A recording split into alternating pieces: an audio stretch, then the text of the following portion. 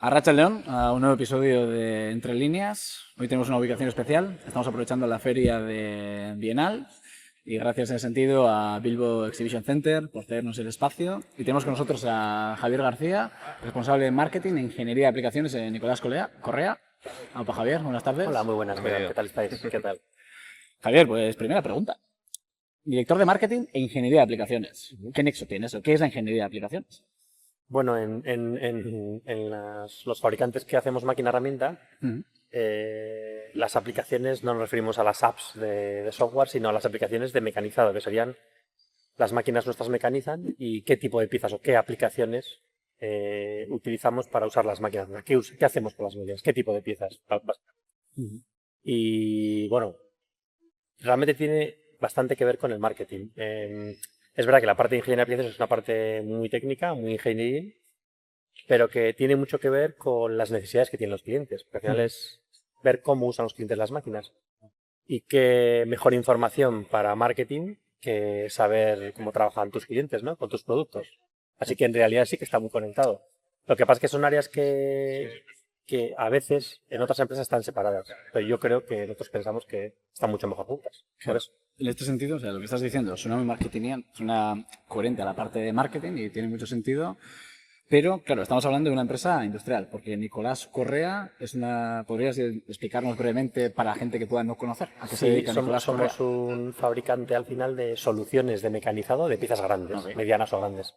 Al final esas soluciones las damos a través de una máquina física que configuramos, tenemos unas plataformas de producto y al final, como los clientes que mecanizan piezas grandes, normalmente necesitan customizar su solución. Normalmente no compran soluciones estándares. Entonces nosotros partimos de una plataforma de producto, la configuramos y alrededor de ahí damos muchos servicios. Damos un servicio en el propio desarrollo del producto adaptado al cliente y luego desde el propio servicio de ingeniería de aplicaciones ayudamos al cliente que una vez que instala su equipo o su máquina, cómo puede sacar el máximo partido a la máquina, cómo optimizar al máximo lo que tiene para usarlo de la mejor manera posible. O sea, al final sí que es verdad que somos fabricantes de centros de mecanizado de grandes dimensiones, pero en realidad damos soluciones de mecanizado para piezas grandes.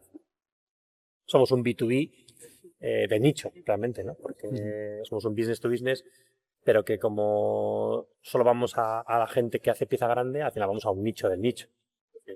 Porque ya de por sí el que mecaniza sería un nicho en toda la industria, pero es que el que mecaniza pieza grande es un nicho del nicho. Claro. Y en este sentido, un poco en líneas generales, porque claro, cuando pensamos en marketing siempre estamos pensando igual en redes sociales, nos tienen marcas súper conocidas, sobre todo B2C, ¿no? Tipo campañas de Nike, campañas de Netflix en la que ponen en mitad de la Gran Vía una tela enorme provocativa.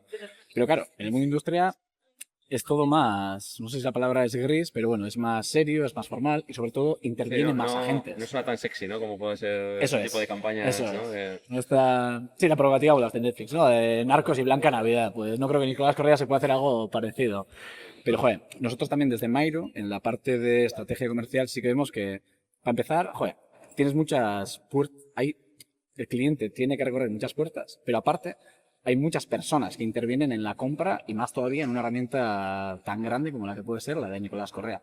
¿Cómo se gestiona esto desde la parte de marketing? Bueno, lo que decís al principio, hombre, es evidente que un B2B industrial que hace fresadoras no puede ser igual de atractivo que alguien que hace zapatillas Nike o que alguien que hace o que da servicios de entretenimiento a un B2C. Claro, es evidente. Nuestro sector al final es lo que es, ¿no? Es un B2B muy de nicho y muy industrial, donde al final damos soluciones y productos muy de nicho, con lo cual, pues, eso que hablabais de un elemento de promoción, pues tiene que ser un elemento de promoción, pero en el ámbito que a nosotros nos ocupa. Sí, quizá el valor está más en, como eso al final entiendo que una venta muy técnica en el sentido de, ¿no? Al final es muy consultiva. El hecho de también, ¿no?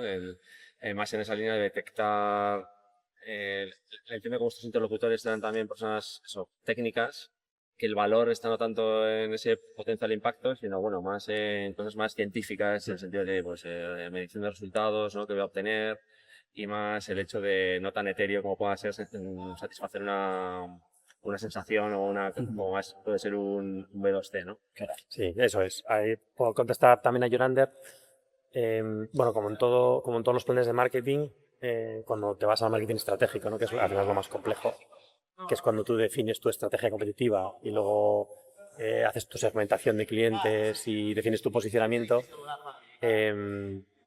pues como tú bien dices, al final cuando tú segmentas a tus clientes, haces muchos tipos de segmentaciones, en cualquier, da igual que seas B2B, B2C, tú tienes tus segmentaciones. Y dentro de esas segmentaciones tienes que intentar clasificar a tus clientes de una manera con necesidades comunes para satisfacerles, pero luego dentro de esos clientes, una vez que ya les has segmentado, tienes que ver qué tipo de perfiles tienen esos clientes que has segmentado, como decía Jonander. Y eso cambia en función de la segmentación que hayas creado de tu cliente. Vas a tener unos perfiles que van a intervenir en la compra de una máquina de un tipo o de otro. Por poneros un ejemplo, si tú haces una segmentación de un cliente por dónde está ubicado en la cadena de suministro y por el sector al que se dedica, ¿no? Vamos a pensar en automoción, que todo el mundo lo conocemos. Un OEM de automoción sería Renault, por ejemplo. Tú puedes intentar vender a Renault una máquina, ¿no? Y Renault compra máquinas del tipo nuestras, ¿no? Y entonces, si haces esa segmentación, los perfiles que te vas a encontrar cuando vayas a vender a Renault van a ser mucho más complejos. Es una empresa multinacional, con lo cual vas a tener perfiles de compras muy profesionalizadas, que van a tener sus objetivos, vas a tener perfiles técnicos dentro de la parte de producción que van a usar la máquina, vas a tener perfiles de mantenimiento, vas a tener mandos intermedios, vas a tener un montón de perfiles diferentes con necesidades diferentes. Pero yendo al mismo ejemplo, si tú segmentas a un cliente que hace automoción, pero que no es un OEM, sino que es un Tier 2, es un suministrador de un Tier 1 que a su vez suministra un OEM, imaginaros, Gestamp es un Tier 1, pues nos vamos a un Tier 2, que sería un taller que usa una máquina nuestra para hacer unas piezas para Gestamp, ¿no? Entonces nos vamos ya a una empresa generalmente más pequeña, donde los perfiles son distintos. A veces es el propio dueño, el propietario, el que es uno de los decisores de la compra. Ya a veces no está tan profesional el proceso de compra, es más emocional, porque ya el dueño está involucrado directamente.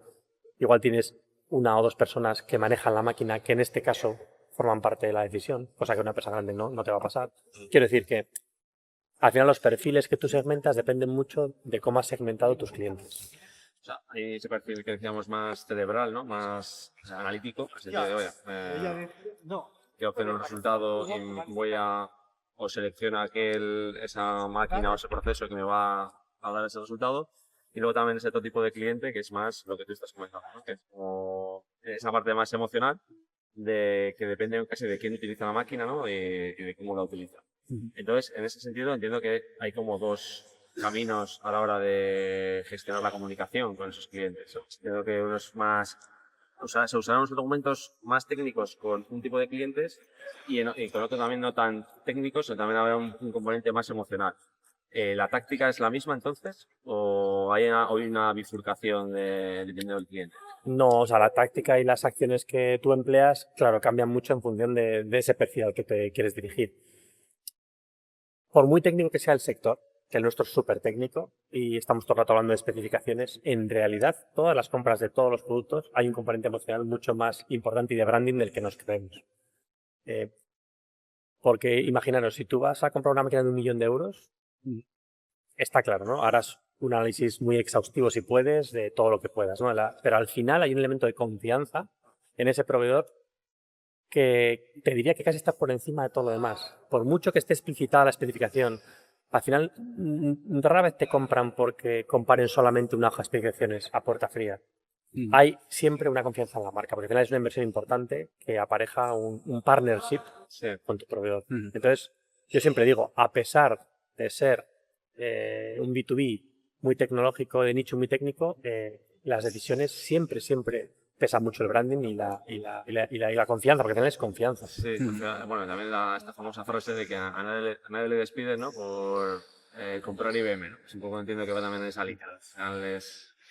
En ese sentido, lo que te quería preguntar es... Es una buena frase eso. Sí, cierto. Nosotros en industria nos decían que nadie les piden por comprar SAP. O sea que entiendo también que depende de tu sector, habrá que el móviles sea con Apple también. Sí, tú compras un proveedor de primer nivel, con el primer nivel de marca, claro, nadie va a poner en duda en principio esa decisión. Claro, pondrá en duda otras cosas, que has definido mal lo que querías, etcétera. Claro. Pero claro, nadie va a dudar de un fabricante cuya marca está en el top, ¿no? Y en ese sentido, bueno, desviando la pregunta de antes, claro, la parte de marketing que diriges ahora, te toca montar este departamento de cero y ahora estás hablando de la confianza que genera entiendo, tanto la persona comercial que está representando esa marca, pero sobre todo como esa marca. En este sentido, cuando empezaste a montar, o cómo has hecho para montar este departamento de marketing dentro de Nicolás Correa, y cómo ha afectado eso a la marca. O sea, ¿tenías claro qué valores querían transmitir, dónde iba a estar posicionado Nicolás Correa en el mercado? Y había un análisis de cuáles son iguales de DAFO, ¿no? De esas debilidades de nuestros competidores directos e indirectos y cuál es ese nicho en el que Bueno, abordar. bueno, al final cuando creas algo de cero, bueno, mejoras. Nosotros ya teníamos o sea, partes de las funciones de marketing estaban realizadas, lo que pasa es que estaban igual más diseminadas, ¿no? En distintas áreas. Cuando hace mucho tiempo me toca a mí concentrarlo y unirlo con la parte de aplicaciones, al final todo parte de lo mismo. El marketing estratégico forma parte de la estrategia corporativa. Entonces no es un elemento único, no lo puedes aislar. Entonces cuando haces el plan de marketing, lo primero que necesitas, antes de empezar a compartirlo ya con el resto de direcciones y unirlo a la decisión estratégica, es tener información. Ese es uno de los grandes problemas que nos pasa a todos, en todas las industrias. Porque si no tienes información rigurosa y fidedigna, al final es difícil tomar decisiones y hacer un plan de marketing. Porque el plan de marketing tiene que estar basado en información. Tienes información de tus cuotas de mercado, tienes información de cómo vende tu competencia, tienes información de qué volumen de mercado tiene cada país o cada mercado geográfico al que vas. Necesitas muchos datos, ¿no? para poder hacerte una idea general. Entonces, lo primero que hicimos en ese momento fue tratar de recopilar y de ordenar y de montar sistemas que nos permitieran sacar datos para empezar a poder elaborar un plan de marketing. Y luego los planes de marketing en general son siempre iguales, ¿no? Da igual casi el negocio que tengas, la parte estratégica, la parte académica de un plan de marketing, que a veces nos parece muy teórica, pero en realidad es la parte más importante. Porque luego la táctica, si tienes clara la estrategia, es más o menos fácil. Pero si no tienes clara la estrategia, pues es como que vas a ciegas. Y todos los planes de marketing siempre es lo mismo. Al final es cuál es tu estrategia competitiva, o sea, cómo vas a competir. Vas a competir Y ahí hay muchos modelos, ¿no? Vas a competir porque te vas a diferenciar en esto, porque vas a ser el más barato, y después ya vas a segmentar, ¿no? Tengo que segmentar a estos clientes que identifica que voy a intentar vender. Cuando les segmentas, ya te posicionas, ¿no? ¿Cómo me voy a posicionar? Solo a este tipo de clientes, porque yo para vender a estos tipos de clientes tengo que renunciar a estos otros. Eso es otro gran problema siempre que pasa en todas las organizaciones. No sabemos renunciar. Joder, nosotros tenemos una crisis ahora internamente con ese nicho, de ese segmento. Porque es cuando Es si tú complicado, eres... ¿no? Despedir a tu cliente a veces, ¿no? Cuando tú defines una estrategia, ¿no? Y dices, bueno, te llegan clientes que igual no están dentro de esa estrategia, es decir decir que no, ¿no? Es no tanto que el cliente diga que no, sino tú dices que no al cliente, ¿no? Sí, es decir, sí, el problema es que si tú no dices que no, no te centras y no te centras en tu estrategia y en lo que se supone que vas a hacer bien para satisfacer las necesidades de este nicho. Y entonces te empiezas a desviar, y cuando te desvías es cuando al final, porque no puedes ser bueno en todo, o sea, no puedes satisfacer o sea, al final el que vuela en Ryanair y el que vuela en Lufthansa son dos clientes diferentes, no son ni mejor ni peores, tienen necesidades diferentes. Puede ser que la misma persona incluso un día vuele con Ryanair por unas necesidades y otro día con Lufthansa, pero lo que está claro es que si Lufthansa intentase competir con Ryanair por coste, pues o intentaría coger sus clientes, fracasaría, y viceversa, ¿no? Es otra marca. Y es otro posicionamiento. Entonces, o sea, lo importante al final cuando defines el marketing estratégico es complicado, porque eso luego los comerciales tienen que interiorizarlo. Estos son mis clientes, yo he definido un posicionamiento para ellos y estos no lo son. Entonces, claro que te van a aparecer oportunidades de negocio de áreas y de personas que no son de tu... Por ahí entiendo que en vuestro caso, o sea, fue una especie como de, cuando hicisteis este plan de marketing, de alguna manera fue tangibilizar ya una herencia abstracta, ¿no? Porque Nicolás Correa ya llevaba desde el 47, creo, funcionando, y seguramente desde ese plan de marketing no habréis hecho un pivote, empezado un nuevo mercado y una nueva marca, una nueva calidad, un nuevo precio, sino que casi pusiste palabras a eso que ya existía, ¿no? Borroso de alguna manera en la mente de toda la gente que forma Nicolás Correa.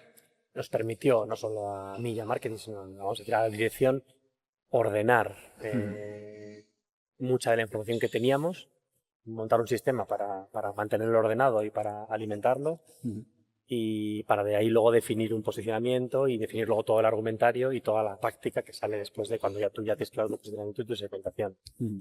Que es lo que quizá luego te lleva mucho trabajo hacer la táctica, pero es lo más fácil porque ya sabes claramente hacia dónde tienes que ir.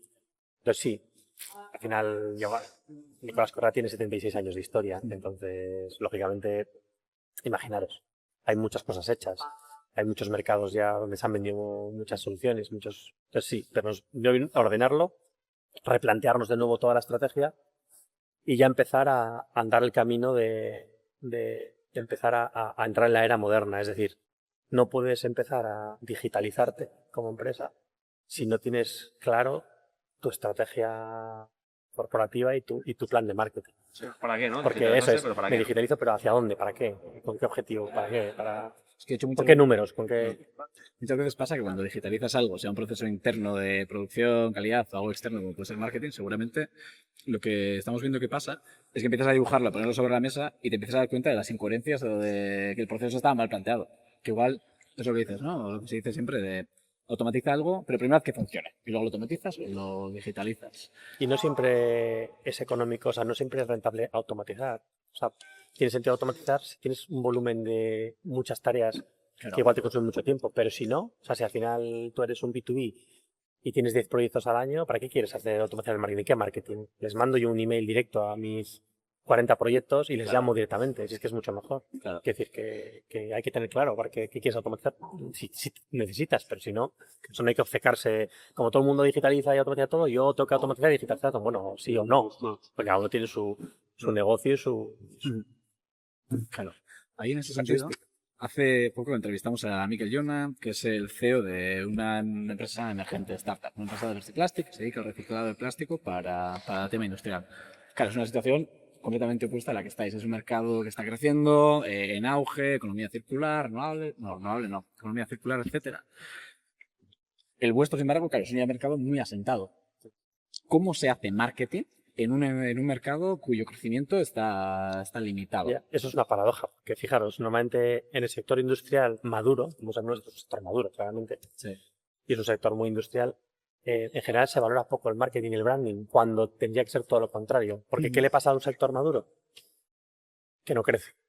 Y como no creces, para tú crecer, ¿qué tienes que hacer? Es un suma cero al final, ¿no? Claro, Es entonces, la cuota de mercado, o sea, tienes que restar, no es que, es que eso vaya a surgir nueva cuota de mercado, ¿no? Sino que tienes que restar a otro, ¿no? Entonces, como tú solo puedes crecer, o bien quitándole pedidos a otro que ya está establecido, o bien yendo a mercados donde tú antes no ibas, pero que va a haber gente que ya vende, o ampliando tu producto y llegando a otras aplicaciones que antes no llegabas, pero que también va a haber actores, al final, lo que dices tú, es un sumatorio cero, tienes que quitárselo a alguien.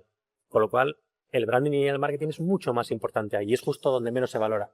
Cuando tú estás en un sector que crece el 20% cada año, y tú estás en esa vorágine, tú vas a crecer con el mercado. Ahí no tienes que hacer tanto marketing porque no te hace falta, pues ya creces. Ahí tendrás que, al revés, organizarte internamente para ser capaz de dar abasto a cubrir eso, a ese crecimiento. Claro, ahí en ese caso, si tu channel rate es un poco más alto, pues te da un poco más igual, pues dices, bueno, los que entran por los que salen, ¿no? Bueno, o vas, sigue habiendo todo el mercado del que puedes captar clientes, ¿no? Entonces ahí no están igual, no estás tan preocupado por eso, ¿no? Estás más preocupado en captar que no en mantener. Y aquí entiendo que es más la preocupación por mantener que no por captar. Sí, y luego la preocupación de cómo mejoro mi branding y mi marca para desplazar a otro, que ya está ahí establecido. Y en cambio, normalmente el marketing y el branding no se considera, las empresas estacionalmente no le daban mucha importancia y no invertían demasiado. No les dolía en prendas invertir en algo tecnológico de la máquina, pero en branding y marketing, pues, sí, era más difícil. ¿Y qué te iba a decir respecto a lo que es innovación? Nosotros que en Torrebat pues estamos un poco fomentando esa innovación entre grandes empresas emergentes, centros de investigación, un poco generando ese espacio de encuentro común entre estos agentes para pues, fomentar esa innovación. ¿Qué peso tiene en todo este proceso? O sea, en ese valor diferencial de la marca respecto a otros competidores?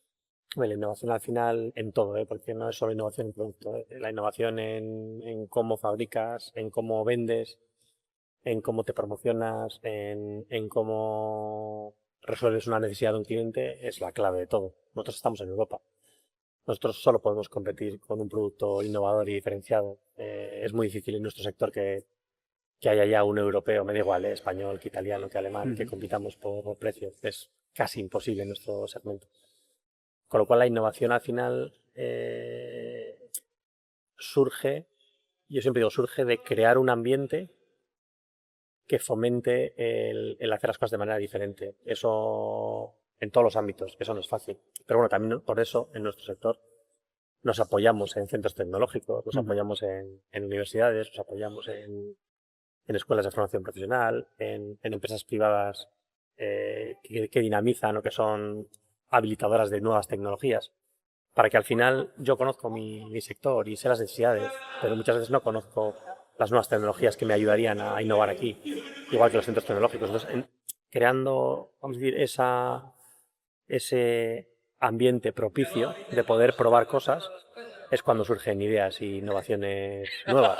Pero hay que tener claro que hay que perder tiempo. Para innovar hay que estar dispuesto a invertir cierto tiempo en cambiar las cosas. Error, ¿no? A ver cómo que funciona. Y también el grado de innovación que igual está dispuesto a tocar el mercado, ¿no? Porque cuando estabas hablando estaba pensando y se me venían varias cosas a la mente. La primera es que en este punto que dices de desplazar a clientes, seguramente los clientes que tenéis serán ya históricos, llevarán muchas décadas con vosotros y lo mismo con las de vuestra competencia y casi la manera que tendréis, supongo, de ganar cuota de mercado es hacer innovaciones y a su vez esperar el fallo del otro. Porque también pienso, me pongo un poco en los zapatos de un cliente de vuestro competidor que dirá, joder, Nicolás Correa ha sacado esta fresadora con cierto elemento innovador. Y digo, vale, pero si llevo 40 años con una empresa que no me ha fallado, hostia, el coste o el riesgo asumido puede ser mayor que el beneficio. Y lo segundo que está pensando, tampoco creo que la industria no es un sitio en el que se acepta la innovación disruptiva.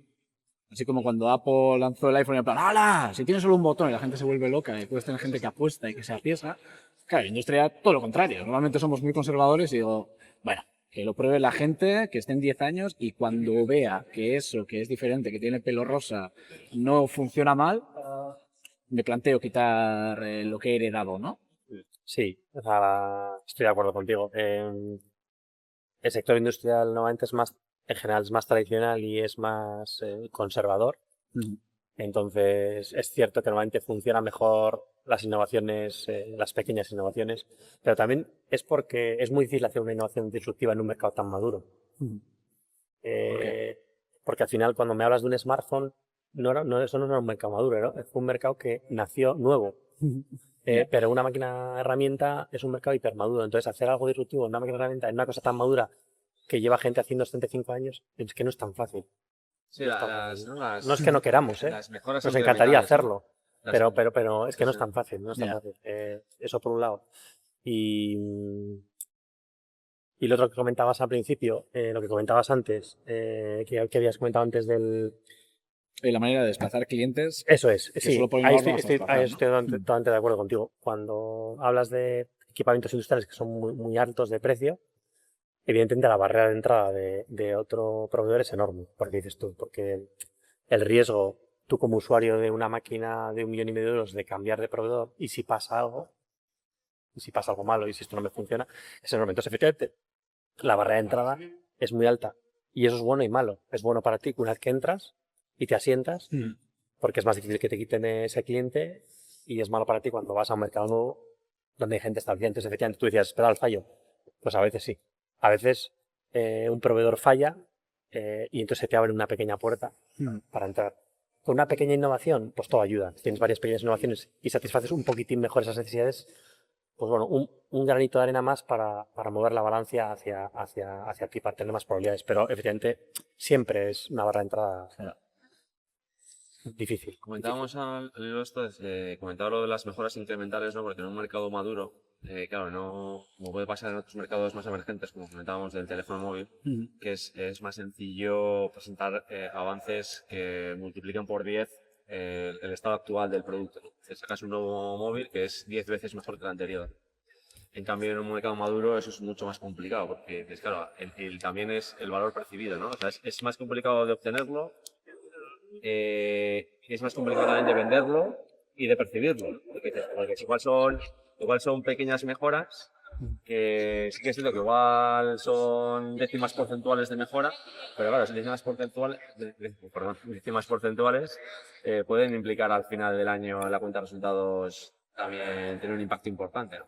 Entonces ahí entiendo que poner un valor es importante de cara a o mantener clientes o captar nuevos. Y en eso se basa parte del posicionamiento de producto, porque está el posicionamiento de marca y luego, como cuando eres un fabricante de bienes de equipo, tienes un posicionamiento de producto. Y cuando posicionas ese producto, parte de lo que intentas presentar a tus clientes son esas pequeñas innovaciones que te diferencian a ti con respecto a la competencia.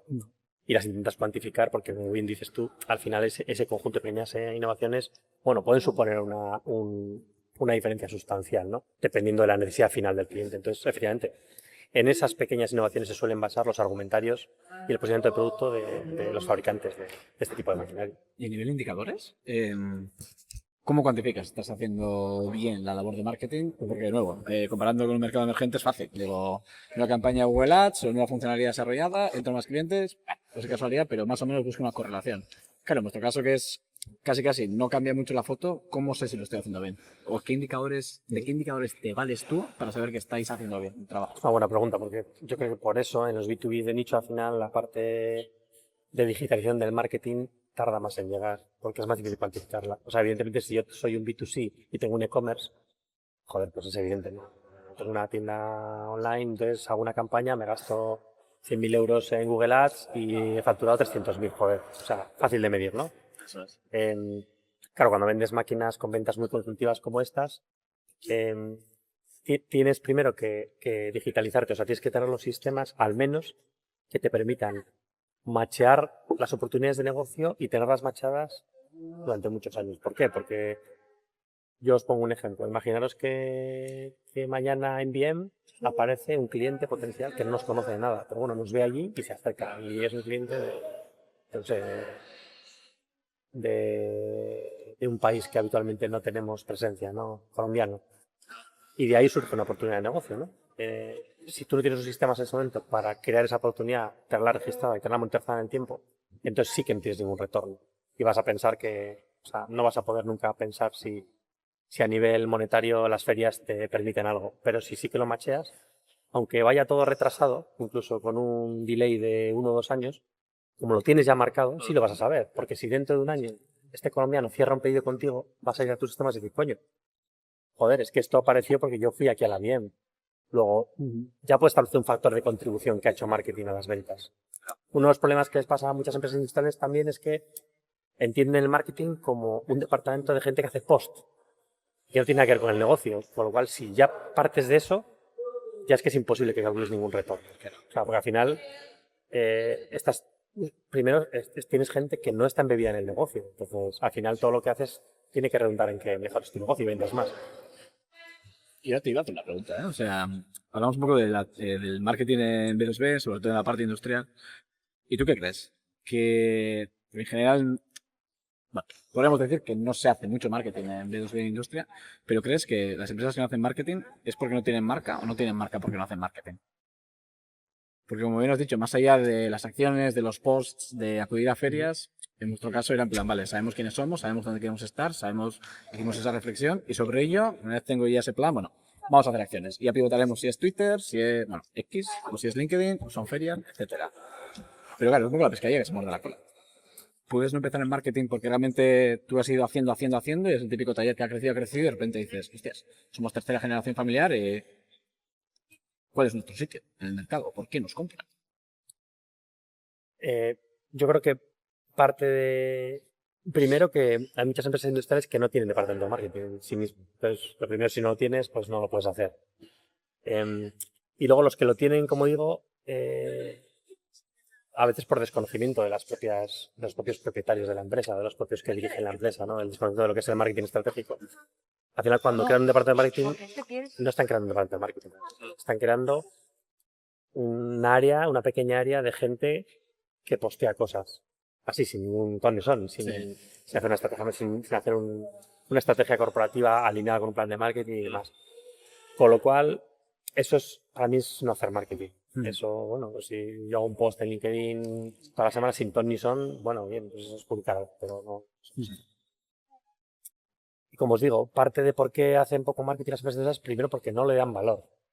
Porque no están entendiendo que están en un sector maduro y que tu branding y la transmisión de tu posicionamiento a tus clientes es muy importante.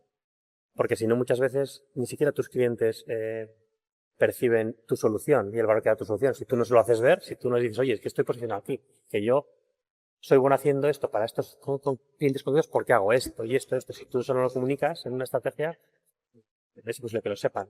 Entonces, problemas hay muchos. No hay departamentos de marketing. lo que crean no son departamentos de marketing. Y encima, cuando se crea un departamento de marketing, crean un ente que está totalmente alejado del negocio. No puede estar alejado del negocio, tiene que estar unido, incluso casi formando parte del negocio. Porque las empresas industriales, como todas, tienen que vender, tienen que facturar y tienen que ganar dinero. Si no, no viven. Entonces, si no eres capaz de unir lo que haces en marketing a todos los niveles con el negocio y conoces el negocio, no puedes encontrar un retorno. Y entonces, ¿qué pasa? Que como no encuentras un retorno y evidentemente si solo haces post de LinkedIn no vendes más, pues al final dices, joder, el marketing no vale para nada, vaya mierda, ¿no? Claro. Si estoy aquí, si he creado ahí mis cuentas corporativas, si estoy haciendo posts y invierto en Google Ads sin ninguna estrategia, si no vendo más, claro que no vendes más. Porque no estás haciendo marketing de verdad. Claro. No estás haciendo el marketing que necesita un B2B industrial. Entonces, como te parece que no hace nada, pues lo quitas. Y esa pescadilla se muerde la cola. Yo, al hilo, antes hablabas de e-commerce. Es verdad que ahora últimamente están surgiendo proyectos más marketplace de reventa de bienes de equipo, ¿no? Al final, evidentemente, no. A ver, entiendo que queda mucho tiempo. También está dentro de la pregunta que te quería hacer. No creo que alguien termine comprando una máquina de 1,5 millones de euros en un e-commerce. Bueno, no sabemos qué puede pasar, ahora nos das tu opinión. Pero es verdad que están como surgiendo esos marketplaces de bienes, de reventa de bienes de equipo.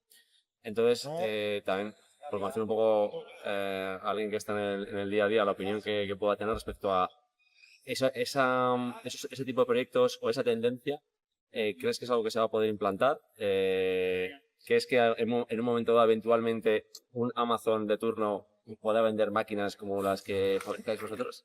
Sí, yo creo que sí. De hecho, nosotros hemos apoyado algunas iniciativas de marketplace de nuestro sector. Hace ya, no sé si 2 o 3 años las hemos apoyado porque creemos que son viables.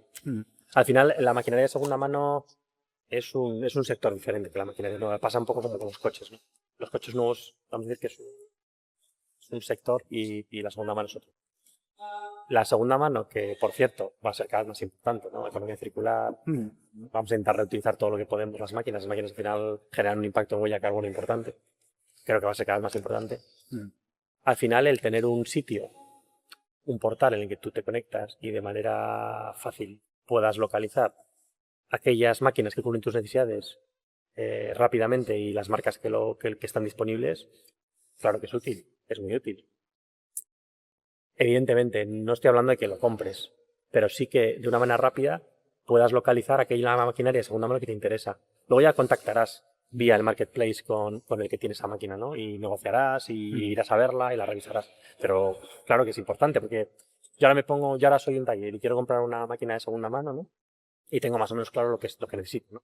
Las especificaciones. ¿Y qué hago? Me pongo a buscar en 1 millón de portales de distribuidores que sé que venden segunda mano, me tiro toda la tarde y puedo seguir buscando. Si yo tuviera un marketplace bien estructurado y organizado en el que me meto y en 5 minutos he sacado un listado y me salen 8 máquinas que me pueden interesar, pues lo tengo, es mucho más fácil. Ya les mando un mensaje, les mando un email, les contacto y rápidamente igual puedo tomar esa decisión. Porque igual necesito la máquina ya, o rápida. Muchas veces se compra máquina de segunda mano no porque quiera ahorrarme dinero, sino porque necesito disponibilidad. Claro. Que me ha entrado un pedido de un cliente, un proyecto, y necesito fabricar, y no tengo. Y sé que una máquina nueva me tarda 9, 10, 11 meses. Y entonces cuando te pasa eso, joder, qué mejor sería que tener una plataforma en la que yo súper rápido, y no a nivel español, a nivel europeo, localizarse, coño, mira, 8 máquinas que me pueden valer de segunda mano. Ya les contacto rápidamente, hablo con ellos, miro los precios, las reviso y tomo rápido la decisión.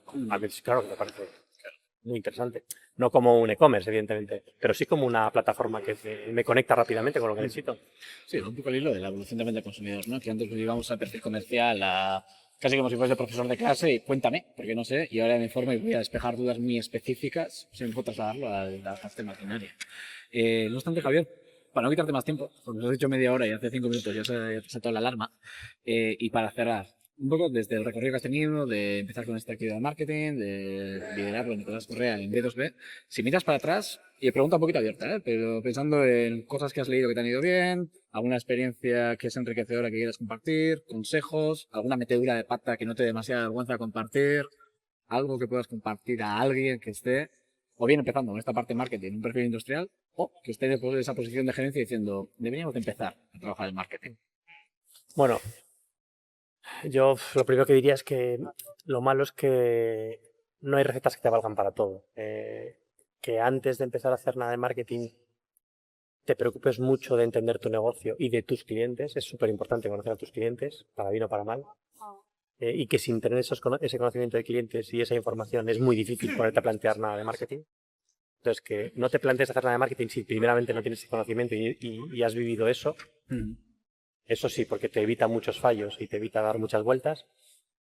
Y lo segundo es que a las cosas hay que hacerlas sencillas. Quiero decir que aquí hay muchos gurús y en estos temas de digitalización, de marketing hay un montón de gurús y yo no dudo de que haya gurús estupendos. Pero que al final las cosas siempre son más sencillas y yo creo que las cosas más sencillas funcionan y al final es simplemente ver qué necesidades quieres cubrir, de quién y cómo voy a hacer eso para cubrir esas necesidades lo mejor posible. Y ya está, no es tan complicado y es empezar. Y es estructurarlo un poco. Pero muy importante lo que os decía antes, tienes que tener unos sistemas que te den información. Porque si no tienes información, es muy difícil tomar decisiones. Nunca lo vas a tener perfecto. Es imposible en un mundo que cambia continuamente, pero es mucho mejor tener algo de información que no tener nada. Y antiguamente, hace 40 años, era muy difícil tener información. Pero ahora, joder, es mucho más fácil tener. Pues por lo menos, antes para hacer un plan de marketing de nada, tienes que abrir, ¿qué sistemas en la empresa tengo de información? Tengo información. Que igual no tengo nada. Pues poco a poco. Sé bien mis competidores, tengo listados, sé cuánto facturan, sé a quién venden, sé conocer un poco tu entorno. Porque si no tienes esa información, es como construir una casa sin los cimientos. Yo no puedo dar muchos consejos porque después de 21 años no tengo ni idea de marketing y de marketing digital menos. O sea que consejos muchos no doy. También es lo bueno de este mundo, que sigues aprendiendo y bueno, y sigues preguntándote cosas y haciendo cosas mal y dando mil vueltas. Pero sí que es verdad que tienes que tener información. Y te puede llevar tiempo, conseguir sistemas que te den información. Pero yo creo que es lo primero que haría. Genial. Pues Javier, muchas gracias de nuevo por dejarte liar este ratito y por compartir la experiencia y conocimientos de marketing. Nada, vosotros. Bueno, un placer. Igualmente. Muy bien.